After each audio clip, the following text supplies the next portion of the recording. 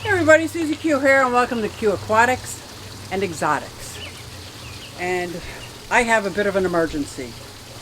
Well, actually, I don't know if it's going to be emergency. I'm going to try to be proactive. Do you remember my tank, my 90-gallon tank that has hundreds and hundreds of White Cloud Minnow fry? I believe it's leaking.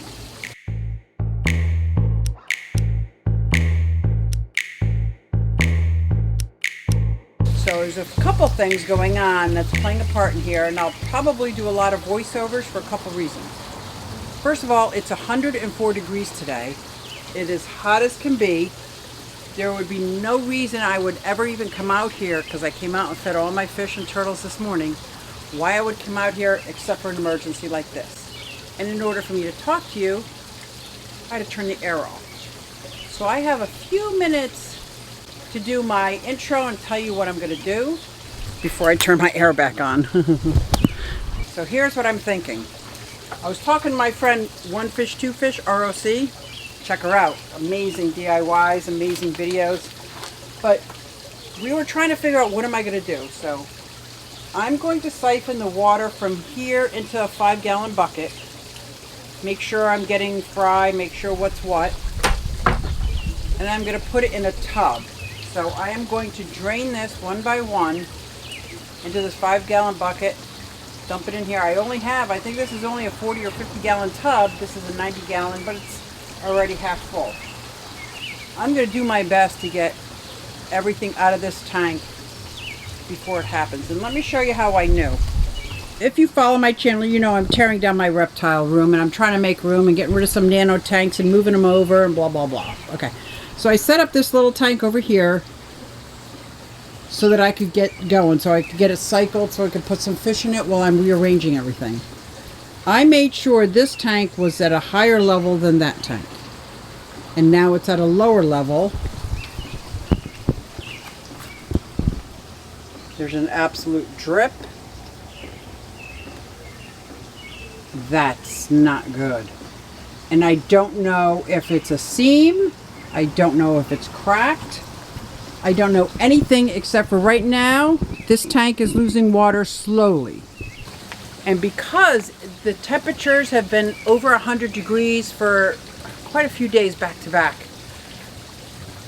anything that's in a glass tank outside is getting hotter and hotter and hotter. So I'm doing 50% water changes just to keep the water temperature right around 80 degrees, trying to keep it lower. Now the tubs and the ponds, the top surface is hot, but as you go down it's nice and cool. So I'm not worried about those. So I happened to catch it as soon as I came home from work.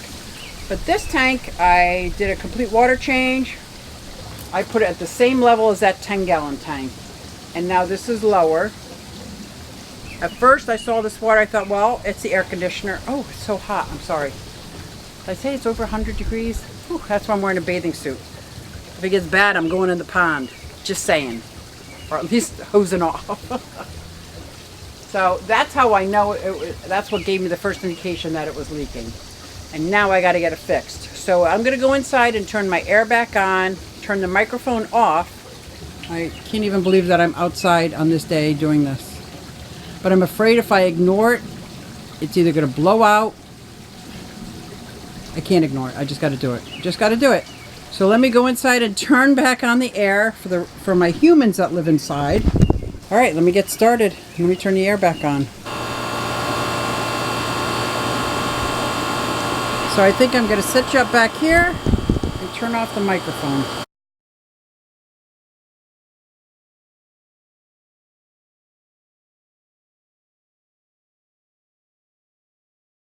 And I'll show you that tub. So this is the tub where I'm going to put my White Cloud Minnows. Right now, to my knowledge, there's nothing in here but a tadpole. Might actually be a bullfrog by now, but at least I got to say I didn't put any fish in here. I did use these water hyacinths from another pond, so there could have been fish eggs on it.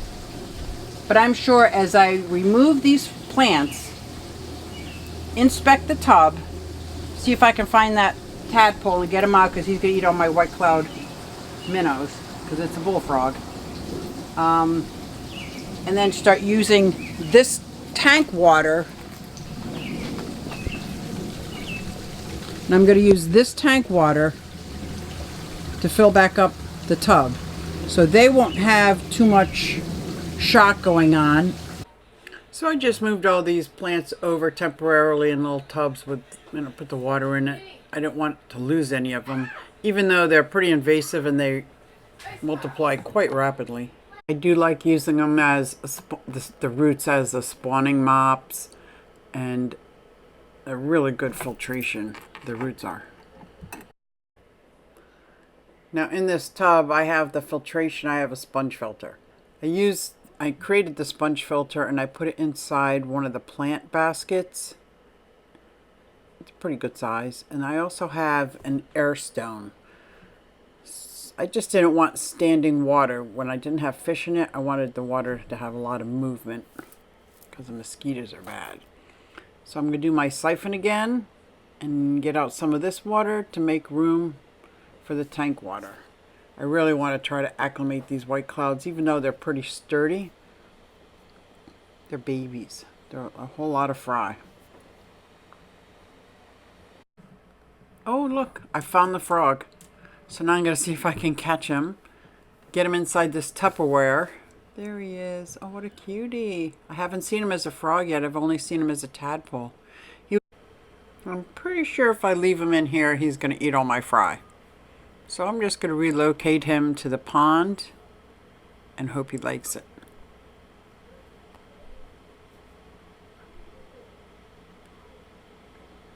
Pretty easy catching him in a small tub. There he is. He's so funny. Here he comes. Hopefully he'll sit on the edge for a little bit. There he is. Actually, he stays on this edge of this Tupperware for quite some time, probably about 20-25 minutes before he decided to go in the pond. But that's okay.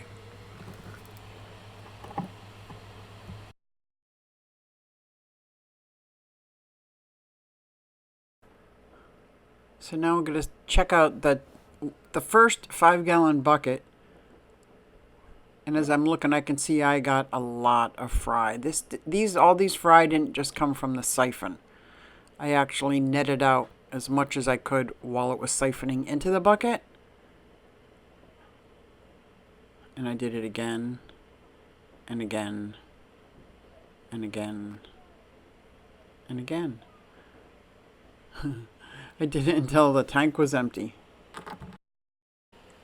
And then I put back all the hyacinths, the water hyacinths. This was very satisfying, putting everything back into the summer tub.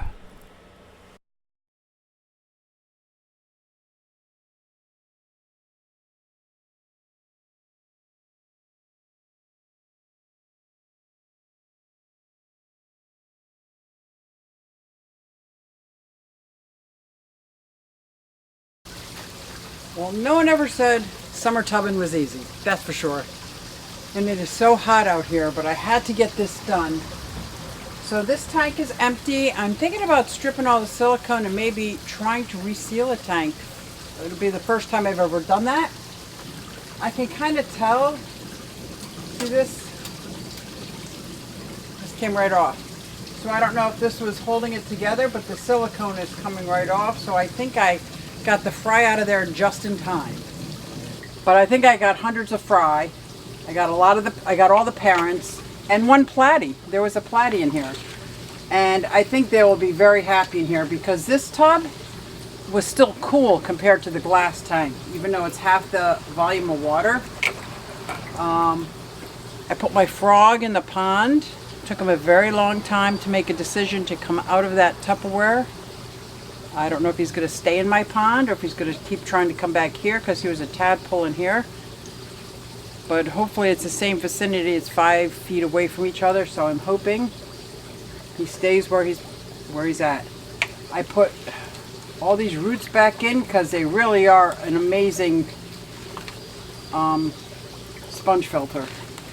It's an amazing filter. They're amazing breeding mop, fry mop. You know what I mean. I'm just so hot I can't even think. I got to get water in me.